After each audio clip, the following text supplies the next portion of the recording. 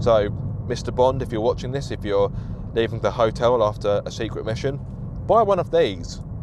No one will ever know you're there. Shh.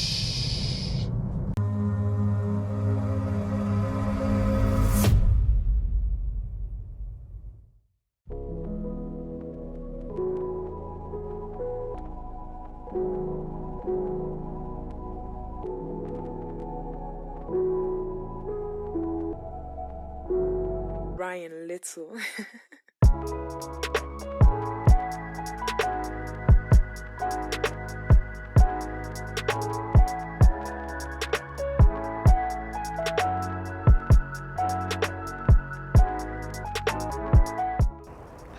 Last week I reviewed the Suzuki A-Cross, a car that has been built in collaboration with Toyota. This week, well, it's more of the same really, because I have yet another Toyota/Suzuki merger vehicle, the Suzuki Swace. No, I don't quite understand the name either. Anyway, questionable name aside, what you are essentially looking at is a Toyota Corolla Touring Sports with a little bit of plastic surgery. But is it any good? Keep watching to find out. If you're new here, be sure to subscribe. Unlike the A-Cross, the Swace is not a plug-in hybrid, it is just a hybrid. This system is made up of a naturally aspirated 1.8 litre petrol engine, and of course that is backed up by an electric motor. The combined power output is 122 horsepower, so needless to say, the power is more conservative compared to the A-Cross. That means you'll hit 62 miles per hour in 11.1 seconds, and the top speed is 112 miles per hour. However, you're not really concerned about top speed or the 0 to 62, are you? You're more concerned about economy. That's why you are here. So on a combined run, Suzuki states this car is good for 64.2 mpg, and in regard to CO2 emissions, it emits 99 grams per kilometre. Actually, that's no longer true. That is because the Swace has been revised for the CO2 emissions, and the rating is now 103 grams per kilometre. This means for the first year of VED, you'll be required to pay £125, and the BIK rating is 23%. Anyway, enough numbers, onto the driving. One of the first things you're likely to notice about the Swace is just how comfortable it is. As standard, you only get 16-inch alloys, which some may think, well, they're a bit small, but on the plus side, that means you get more rubber around the alloy, and that means better comfort. So compared to the A-Cross I had last week, this feels like a lazy boy. The A-Cross, compared to this, it felt like a unicycle going down a cobbled street, very fidgety, very busy. And in case you're wondering, no, I've not experienced a unicycle down a cobbled street, but one can imagine. The Swace is a very easy car to drive. It's very laid back, very pleasant, and very relaxing. The ride is compliant. Of course, you've got a CVT gearbox, so you've only got 2 pedals. The seats are comfortable, and it's got quite a laid back demeanour about it most of the time. Now, the reason why I say most of the time is this car does have a CVT gearbox, as I've mentioned. Power is fed to the front wheels, in case you're wondering. And one of the typical CVT traits, and one of the main reasons I don't like them, is something called the rubber band effect. In essence, what it means is when you're putting the engine under heavy load, when you're accelerating hard, the engine will make a lot of noise, but that power isn't really being fed to the wheels. Basically, there is a delay between the power from the engine going through the transmission and therefore going to the wheels. And like every other CVT I've driven, this has got the dreaded rubber band effect. Now, once I'm out on more faster roads, I'll be able to demonstrate that. But when you're driving around town, the engine is barely audible. And of course, if you're careful with your right foot, you can get the car to drive in EV mode quite often in and around town. In fact, I'm in EV mode now. But I do need to speed up a bit, so I'm going a little bit slow, so the engine has cut in. By the way, just a quick one on the engine. Unlike the Corolla, which has a choice of different powertrains, the Swace is only available with the 1.8 litre naturally aspirated petrol engine I mentioned earlier.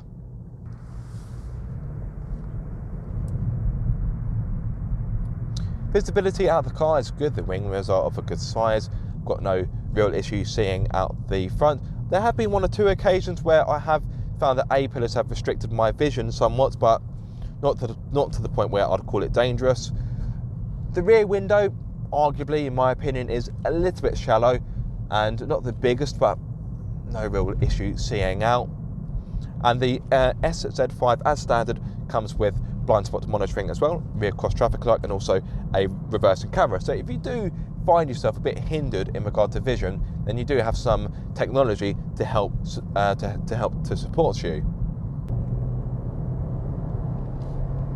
One thing I will say about the Swace is it isn't a car to be hurried. Now, I know this isn't a car built for performance, but the A-Cross, that could get a move on when you wanted it to, whereas the Swace, I wouldn't say it feels sluggish because that would be rude, but doesn't particularly feel that reactive. Some of you may argue that I'm losing the point of this car because it is a hybrid estate. It's not built for power. But one would argue that A-Cross isn't built for power, and that did pretty all right. And yes, I fully appreciate they are 2 different cars with 2 different powertrains. So yes, I know it's not a like-for-like comparison. At my disposal, I've got 3 driving modes: normal, eco or sport, which are, let's face it, pretty self-explanatory. Now, I'll be honest, putting the car into sport mode feels like a little bit of a pointless venture, because this car, I would say, isn't sporty in any shape or form. It may look a little bit sporty on the outside, but as soon as you drive it a few yards, you'll realise this isn't a car to be sporty. It's a sensible, practical hybrid estate. So I've got a bit of a gap in front of me. Let's give it the beans.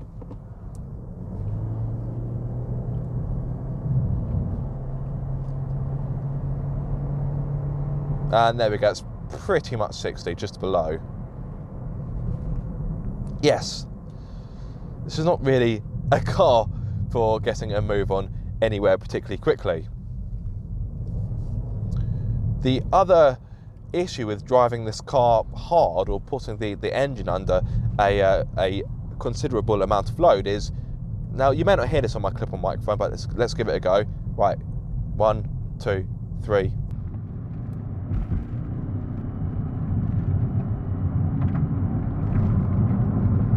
The engine makes quite a horrible drone as the CVT gearbox is deciding what to do with the engine, and that's why I don't like CVT gearboxes, because you have that horrid rubber band effect, which is unpleasant, and it is a shame because it detracts from what is otherwise a refined, comfortable, relaxing driving sensation. To be fair to Suzuki though, and Toyota, I have driven a few cars with a CVT gearbox, and when you really put the engine under load, the engine is screaming at you to the point where you think the valves are going to come out the bonnet. But this car isn't too bad. Yes, you can hear the engine, but it isn't deafening. Just. Oh, I really don't like CVTs, but regular viewers will know that, so I'm not going to bang on about it. Now, we're on a few twisty bits, so what about the handling? Granted, I'm sure your main concern from this car isn't going to be, oh, how good is it around corners, but you may be interested. For the most part, the Swace is competent around the corners. It's sure-footed, it feels pretty well grounded, and I would argue the handling is pretty decent. Is it overly engaging or exciting? No, it isn't. And again, some would say, well, Aaron, it's not designed to be exciting, it's a hybrid estate. But just because a car is a hybrid doesn't mean it has to be boring. And if I'm honest, I'm sorry Suzuki / Toyota, but this car does feel a tad boring. There's nothing really wrong with the way how it drives. It's just a bit lackluster. It's missing a spark. There's very little in the way of driver enjoyment, and for me, I think that is a big problem for Suzuki, because I've driven a few Suzukis and they're all quite fun, positive cars. Okay, the interiors aren't the most plush, I would argue this is definitely nicer than your average Suzuki. But there's these Suzukis, they've all seem to have their own kind of character, their own kind of traits. Whereas this, it almost feels like a white good. In fact, it's finished in white. It's like I'm driving around in a fridge freezer. It's just kind of so-so. It's not bad. It's not particularly amazing either. Some of you may think I'm being really harsh, but I think one of the biggest problems with this car, and this may sound harsh, but it's quite forgettable. The A-Cross, it was a bit flawed. Some of the interior quirks were a bit odd and the ride wasn't fantastic, but it seemed to have something about it, I don't know.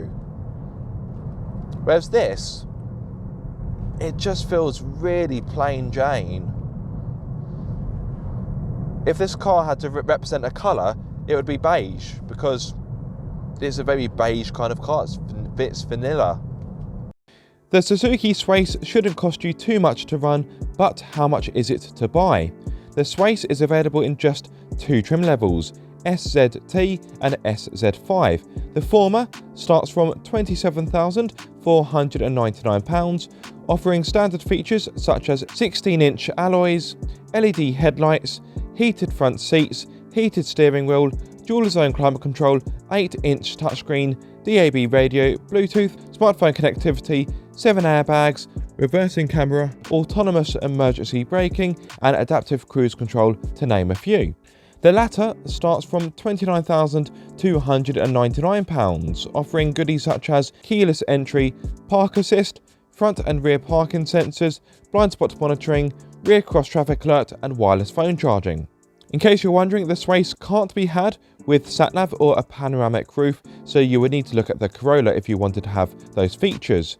It's also worth knowing that the Swace offers a 3-year warranty, whilst the Corolla offers 5 years. The Corolla also offers more trim levels in case choice is important to you. That offers 6, whilst the Swace offers just 2.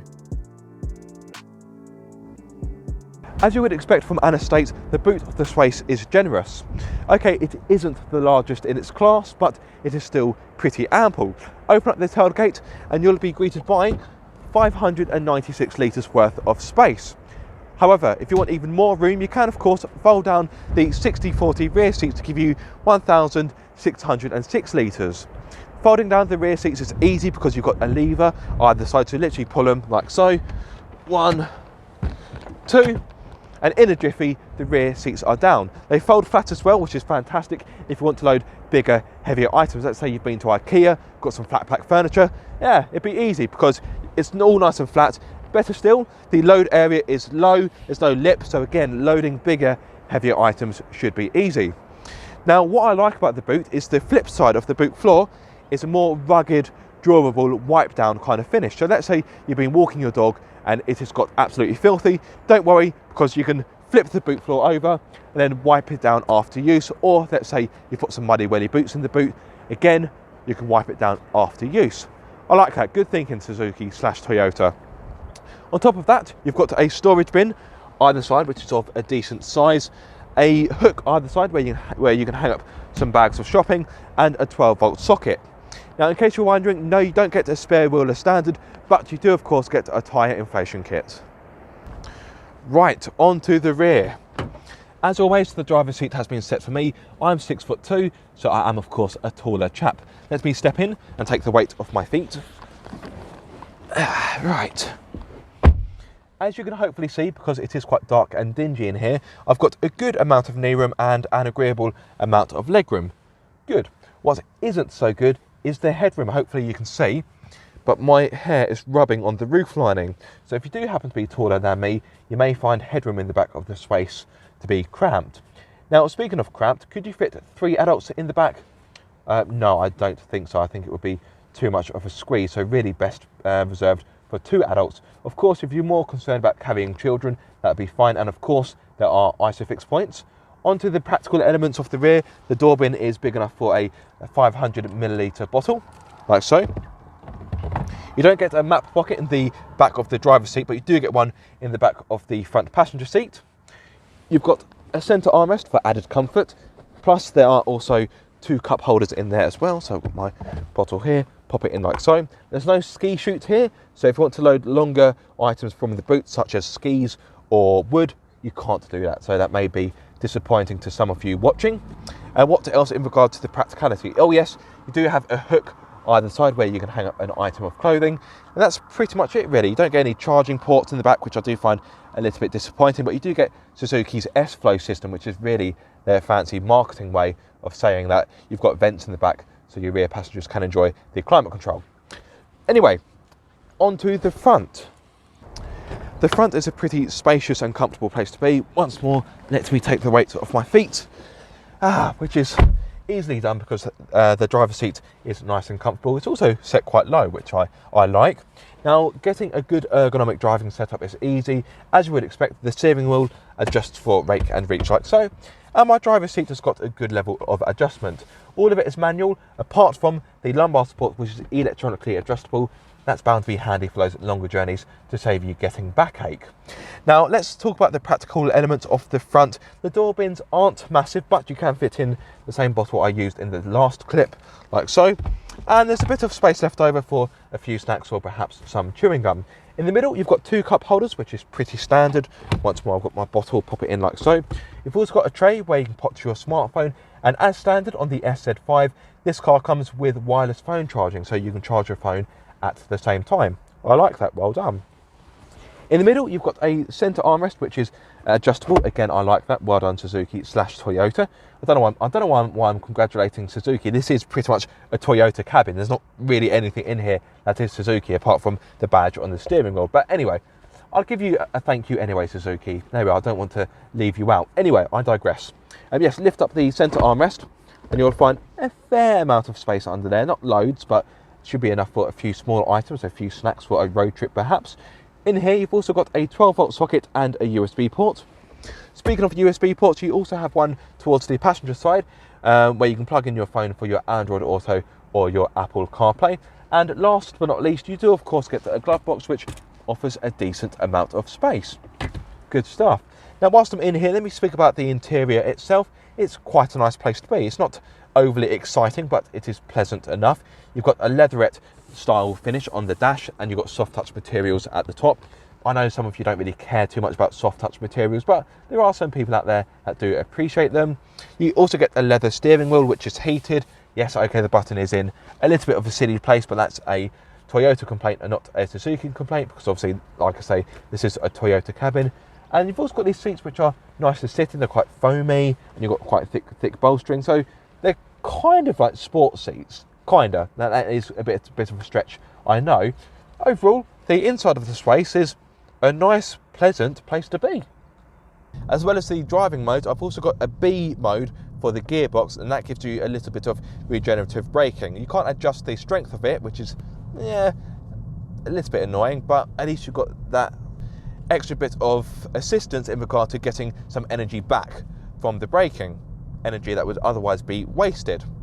As I mentioned towards the start of the video, on a combined run, Suzuki states that this car is good for 64.2 mpg. But what am I doing right to this moment? Well, I'm actually doing 57.1, which is pretty impressive, bearing in mind I've got it in sport mode. I'm not driving particularly economically, so with that in mind, it's popped it into eco mode.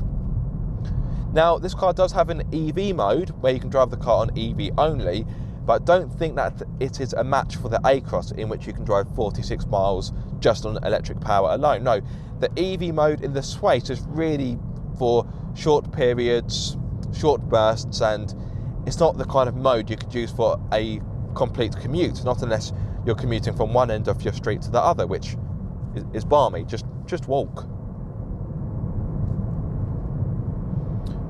Also, with the EV mode, you can start the car on just electric power, so if you want to leave somewhere quietly, if you want to enter stealth mode, you can do so. So, Mr. Bond, if you're watching this, if you're leaving the hotel after a secret mission, buy one of these. No one will ever know you're there. Shh. As much as the Suzuki Swathe isn't a car that's likely to excite you in any shape or form in the way how it drives, one thing I can't deny is just how easy it is to live with. I've driven this almost every day this week, and yeah, it's a very easy car to get on with. Okay, so the infotainment system isn't the most intuitive, but to be honest, that's a Toyota problem, not a Suzuki problem, because it's Toyota system. But for the most part, it works well enough, and of course you've got Android Auto or Apple CarPlay if you want to completely bypass the system, which I would recommend, by the way. The hybrid system makes it effortless to drive. It's very easy, very laid back. So if you want if you're the kind of person who doesn't really care how a car drives too much, you just want something that's practical, sensible, good value, offers a good amount of kit, and is frugal, then this car should be right up your street. If you're somebody who doesn't really care too much about cars, and you view them almost as a device for getting about, then yeah, I think the Swace will be for you.